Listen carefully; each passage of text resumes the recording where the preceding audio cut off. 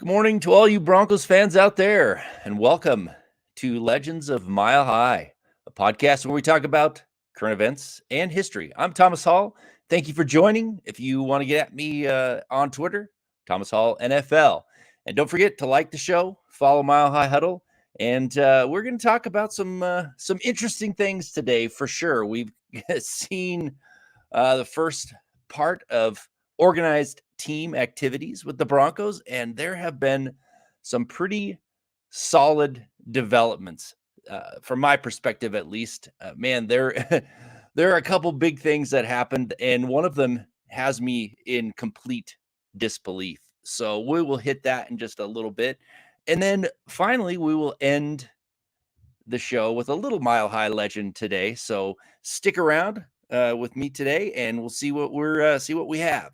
But let's first jump into a few of the happenings at organized team activities. I mean, first of all, it was a kind of a surprise to know that DJ Jones and Mike Purcell both underwent off-season surgery. I had not heard that. They're keeping it pretty tight-lipped there in Dove Valley. So that was an interesting turn of events for me. And I imagine they're going to be ready for the season, but that puts the Broncos in a bit of a bind because they had a pretty inexperienced rotation there on defensive line after the first three. So it'll be interesting to see how they develop in their recovery and going forward. What that is going to look like. I know they brought in somebody on the line that they needed to bring in some more experienced players, but Purcell and DJ Jones having off-season surgery was a bit of a surprise, and hopefully it was very, very minor.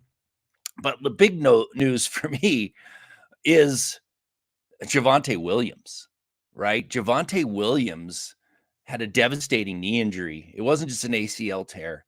And I looked up the research that was done on injuries like that, and coming back from that is difficult. But he was out there on the field, running, cutting. He wore a knee brace, and it wasn't full. He wasn't doing full contact. But that to me is amazing recovery, right? An amazing recovery from Javonte Williams to be this soon after that major injury, to be out there really, I mean, in organized team activities and looking pretty solid out there. So that was a huge development. I'm a huge Javonte Williams fan, and I cannot wait to see him back on the field, carrying defenders 30 yards down the field. I hope his recovery is as good as they say. And we can stop and listen to Sean Payton talk a little bit about his injury. And we'll queue up a video here to just see what he had to say about. Listen, we do a medical report every night. We list the players as full, limited, or out.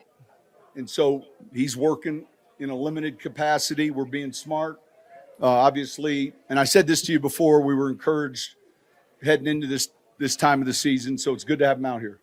He just banged his thigh bruise. He's fine. Yeah, I'm actually still in a little disbelief, right, about Javonte Williams. I will believe it when I see it, but we're starting to see it. We're starting to see the moves that the Broncos, or lack of moves the Broncos have really made at the running back position. I mean, there's still time to bring other backs in. We got June 1st cut date coming down, and we may see the Broncos go after somebody, but man, this is a promising turn of events for me. And when I see him on the field, that'll be great. But let's grab a few of the folks that jumped in this morning. Say hello after that the big Javonte Williams news that warmed my heart. And we'll go see Jeremy Shawn coming in saying, "Morning, Thomas. McManus cut, Javonte on the field, and Peyton giving Russ a compliment. Three things I didn't expect to see 72 hours ago." Yeah, there have been major events that have happened, and luckily, Mile High Huddle has you covered. We talked about some of those events on Mile High Insiders with Cecil Lammy, so go check that out. And everybody at Mile High Huddle, all the podcasts have been talking about a lot of these events, so check those out. Thanks for being here this morning, Jeremy. Really appreciate it. And we got Kevin Gray coming in as well, talking about the Thunder this morning. saying hi to me, a big Mile High salute to Jeremy. Mile High Country, Denver Broncos for life, Mile High Huddle for life. Kevin, thank you for being here. Yeah, it's been pretty stormy lately, and I guess there was a massive storm out there in eastern New Mexico, which was a tornado may have touched down. So getting a lot of thunder and lightning probably coming its way here. So thanks for being here this morning, Kevin. Really appreciate it. We got Greg Smith coming in this morning. Good morning, Broncos country, Denver Broncos for life, he says. And then also coming in with the totally shocked Javonte Williams was able to run and cut this soon. Yeah, absolutely. We just talked about it, saw the clip from Sean Payton. I can't believe it as well.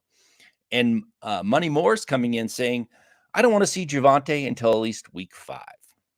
Yeah, I go back and forth on that, Money. And I appreciate your comment, because if he's ready to play and he's cleared and his knee is fine, he can be out on the field, why not have him out on the field? I understand that he could rest, maybe ease him in slowly, get him used to that contact going forward, and maybe save him for the playoffs, so to speak. But if he's in training camp and he is in preseason and he's playing, he's without limitation, I don't see why he can't be on the field week 1.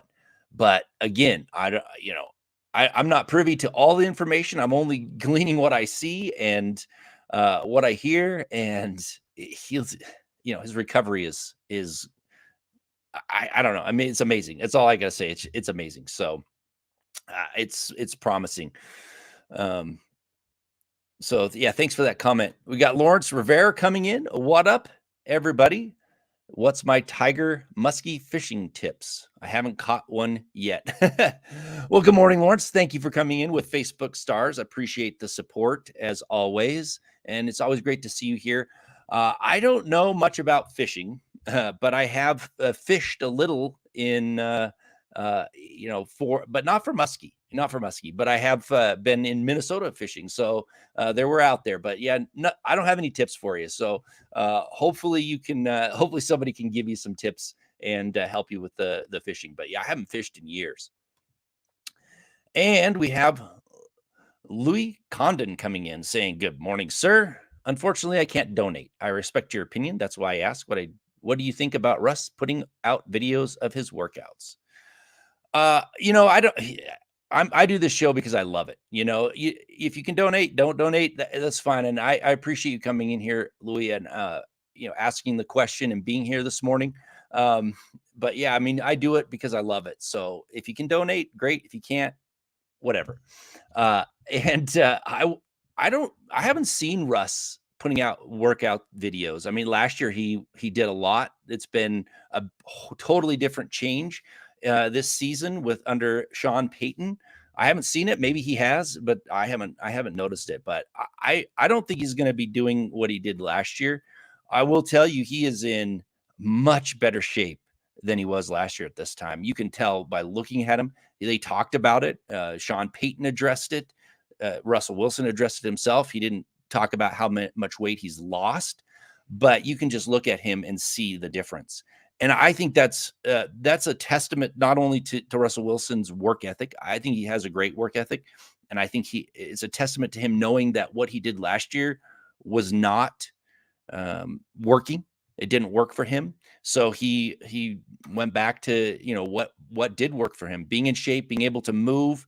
And Sean Payton also addressed it. But what I'll say is that I guess that's a testament to what Sean Payton brings to the organization, right? He brings this new attitude of going out and working. And you're already seeing it with a lot of other people on the field already, OTAs. I mean, there's talk about Cortland Sutton being more explosive than he's been. And that could be the fact that Sean Payton canceled those early organized team activities, the voluntary ones, and had people working out and getting ready to come out and play football. So instead of, doing X's and O's and all that, getting them in shape, getting them ready to play, Louis, thank you for that comment. I think it's just a testament to Sean Payton's attitude, philosophy, and everyone is buying in, right? People are looking at Russell Wilson and seeing he's going out and doing what it takes. They're looking at all these other players going out and doing what it takes to be better on the field and to change this losing air about the Broncos over the last several years. And I for me, one, that's very promising. It's a very promising to the season. They've got the players in place. They just need to put it all together on the field, and that's what it looks like. So thank you for that. We've got Jasmine coming in saying good morning. Well, good morning to you, Jasmine. Thank you for being here bright and early. I hope you have some coffee and are enjoying the show. And Jeremy's coming back in again saying, it was nice to see Rusting looking so svelte yesterday. Yeah, I mean, again, a testament to his work ethic, right? And not just his work ethic, but his mind too. He knew that what happened last year didn't work. He knew he had to make the change, and he went out and he's doing it. And that, to me, is a sign of greatness, really, to be able to understand that what you want to do maybe isn't the best approach. What you need to do is the best approach, and that's what he's went and done. So whatever he's been doing this offseason, I'm looking forward to seeing that transpire on the field. Now, will that more thin build at his age lead to more injuries? It's possible. He's been pretty healthy his entire career, other than the last couple of years. Is the first time he's really missed many games. So we will see. I anticipate that he'll get banged up and miss a couple games. I made a projection of his what I think his stats are going to be, and that's because he's going to miss a couple games. But I think he's going to have a bounce back season, and he's going to look more like the Russell Wilson of old. And it's not just because he's done this workout and lost the weight. It's because Sean Payton's going to put him in positions to succeed, and that's what Sean Payton does, and that's what is promising. Pearl Heater coming in from Facebook, saying hi. Well, hi to you, Pearl Heater. Thank you for being here this morning. I really appreciate it. Now we've hit on everything pretty much. That much of the OTAs, it's been interesting.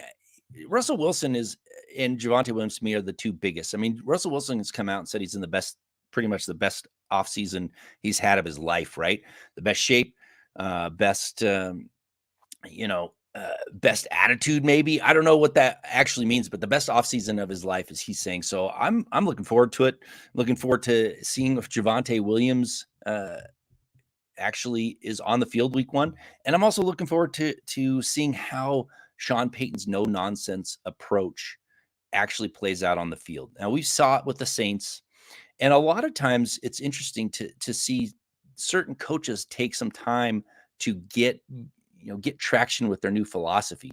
And, I always point to Bill Belichick in Cleveland, right? Bill Belichick's philosophy is not easy to take, right? And there was a lot of dissent in that Cleveland Browns locker room when he came on, and which is one of the reasons why he failed, right, in Cleveland. Even his own quarterback didn't want to follow the philosophy and end up trading Bertie Kosar. So I'm looking at how soon can a new coach come in and change the philosophy, and how soon can those players buy in? And it looks like players are buying in already to Sean Payton. It helps that he's already won a championship. It helps that he has this past experience for people to look at and say, we're going to buy in because he's a winner.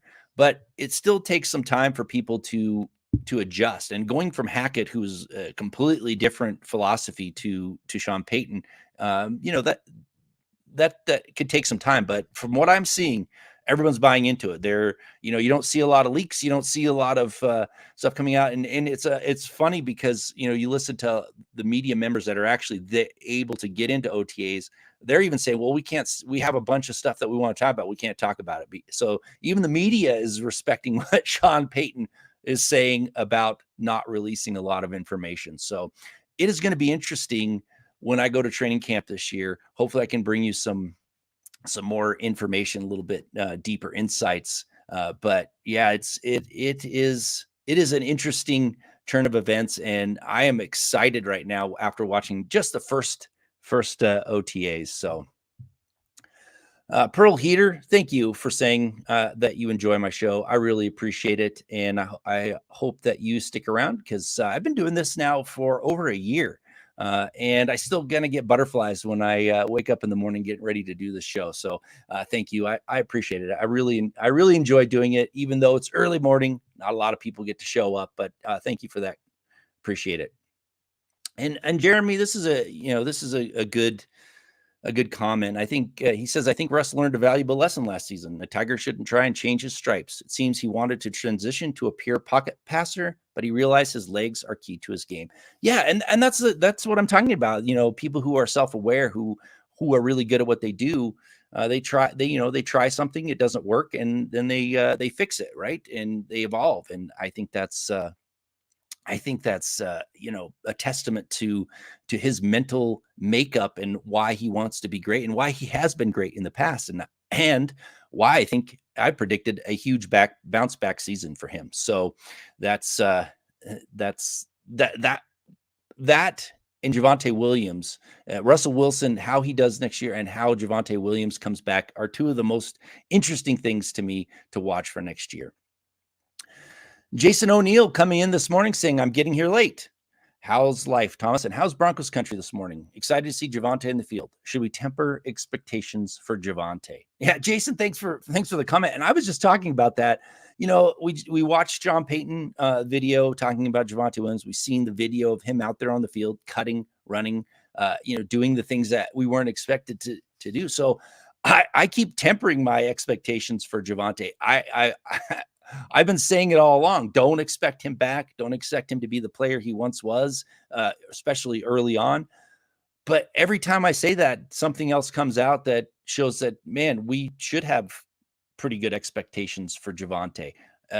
Just the lack of going out and getting a big name running back, filling out the roster with other running backs, really, that of any experience. It looks like they're preparing for Javonte Williams to be ready, and he looks ready. So I don't know what to say about that. I keep tempering my expectations, and I keep seeing things that say I shouldn't. So it'll be fun and interesting, to say the least, that when he comes back, to see how good he is on the field, because like I said, he was one of my favorites, and he's a fan favorite. It's so fun to watch him.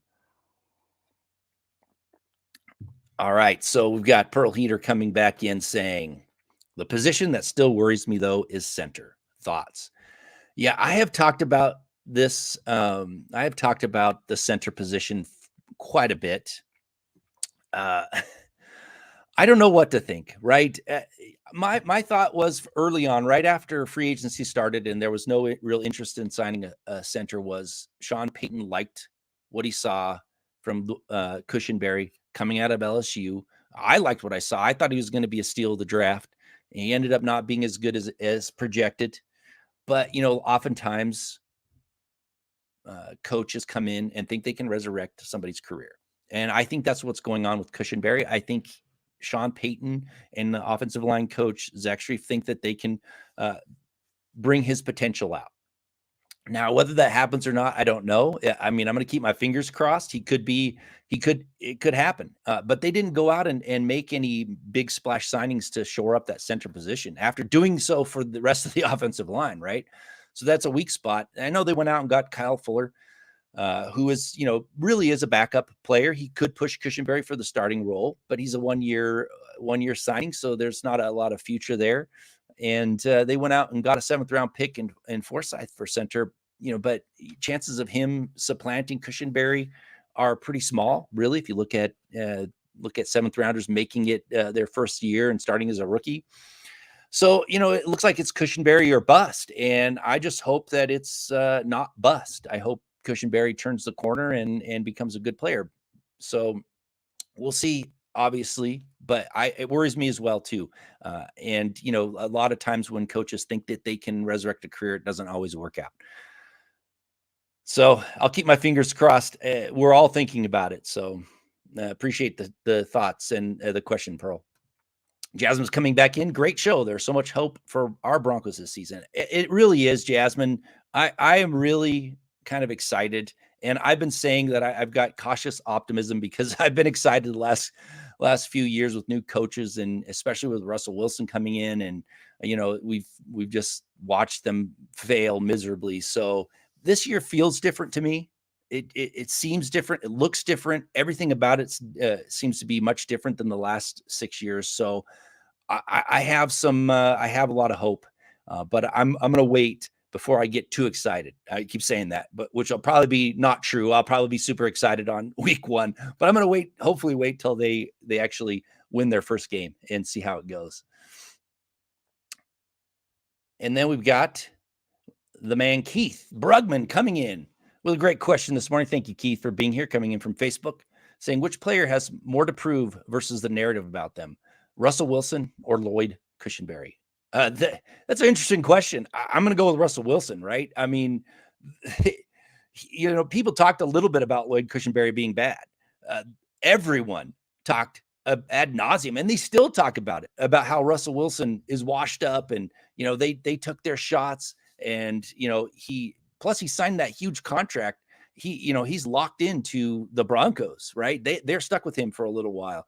So Cushenberry's unrestricted free agent next year. So if he doesn't prove himself, it's no big deal. Russell Wilson has to, because this team lives or dies really by how good Russell Wilson is going to be next year. So for me, from my perspective, Russell Wilson has the most to prove, mainly to just shut up all those media talking heads that just kept piling on and piling on. It's from my perspective, and that's another good point, Scott. Thank you. No one outside of Bronco country knows who Cushenberry is. It is true. Yeah. So yeah, from my perspective, Keith, it is definitely Wilson. He's got to shut up the doubters. The legend Gary Palmer coming in with a super chat. Thank you so much, Gary, for the support. Thank you for being here this morning. I'm glad that you're here and supporting the show. Saying good morning, Thomas. It makes good talk, but if Javonte Williams is ready, I trust Sean Payton to make the right decision. Go Broncos. Yeah, I mean, I do too, to a certain extent, but I look back at some of there's a wide receiver now, and I'm blanking on his name with the Saints. And I'm sorry, I'll look it up. He had an injury. They kept saying he was coming back. Everything was great. He's ahead of schedule. They got him back on the field, and he really didn't play and ended up was out of the NFL the following year due to the injuries. So coaches can say one thing and reality is a little different. So it does. I want to trust him, but I also the coaches want to win games, and they'll push players back in too early if they think they're going to win games. So but from what I see, it's he's way ahead of schedule. So I don't know what to think at this point. I hope he makes the right decision for Javonte Williams, right? I hope that Javonte Williams makes the right decision for him, and I hope the coach makes the right decision for him, whatever that is. And if he's ready by week 1, then he's ready by week 1. So let's hope that we can all watch Javonte Williams carrying people on his back this upcoming season like we did the last few years. So appreciate it, Gary. Thank you all as always. Thank you for the support.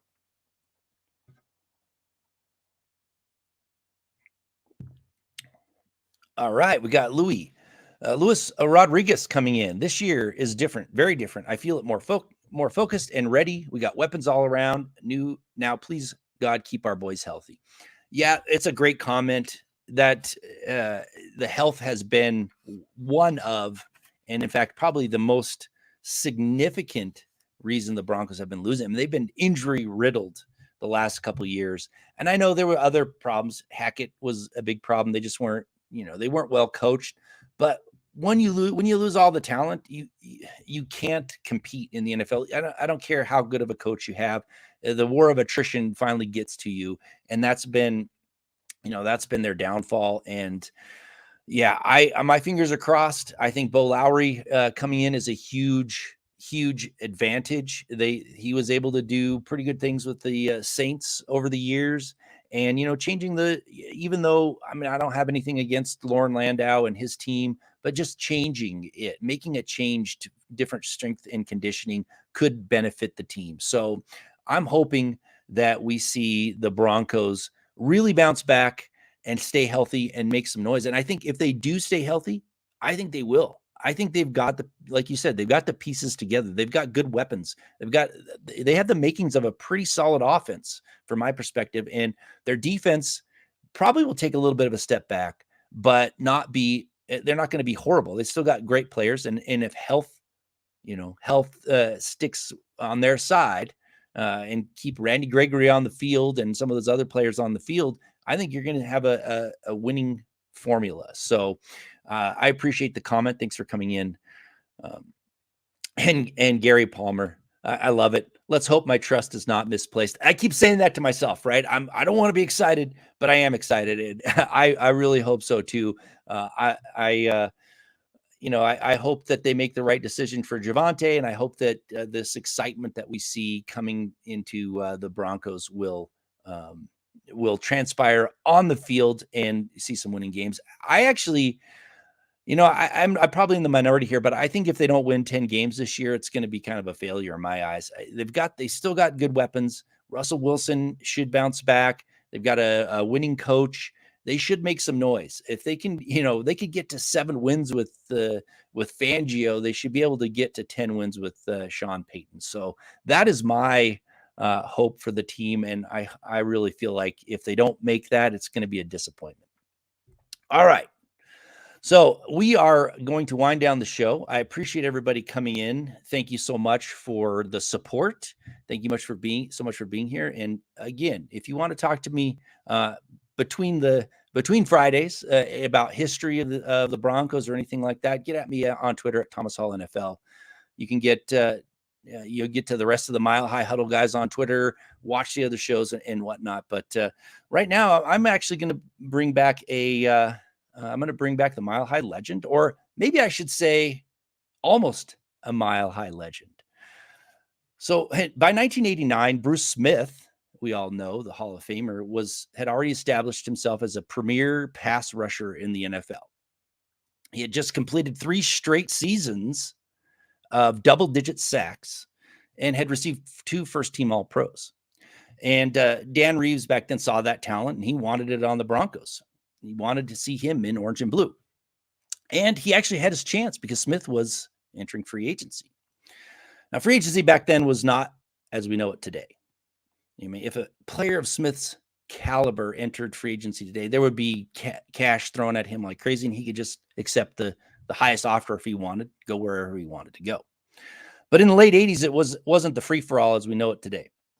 And teams had some protection. So from 1977 to 1988, free agents, so to speak, Originals team had the right of first refusal, even though the player was no longer under contract. So it was interesting. And what this meant was the teams could keep any player that they wanted by just matching the contract of the team that they were potentially going to go to.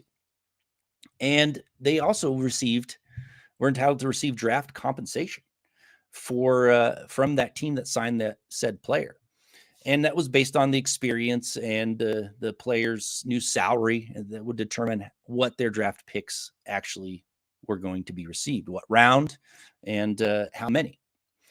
And in 1989, that free agency kind of evolved a little bit, right? Teams didn't have the right of first refusal to every player. They could protect 37 players. That was it. I don't know why they came up with 37, but they did. And they still had the right of first refusal and would receive draft compensation.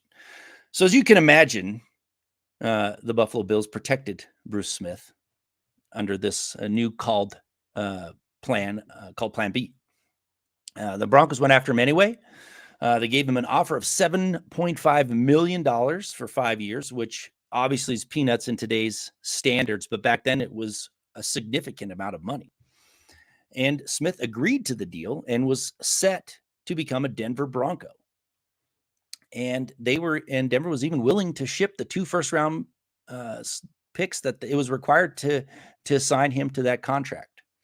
And all that was left was to wait for a week to see if the Bills were going to match that offer. And as we all know, the Bills did end up matching that offer, and it made Smith the second highest paid player on their team after quarterback Jim Kelly.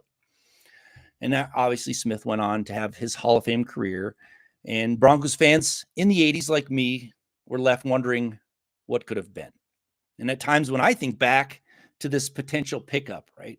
I think about Bruce Smith, Simon Fletcher, and Carl Mecklenburg all getting after the quarterback, and think about what a pass rushing trio that could have been. But it was not meant to be. And Smith obviously stayed with the Bills and had a Hall of Fame career. And that is your almost Mile High legend. Thank you for joining. And thank you, Keith, saying, whoa, what a great Mile High legend segment. I had no idea.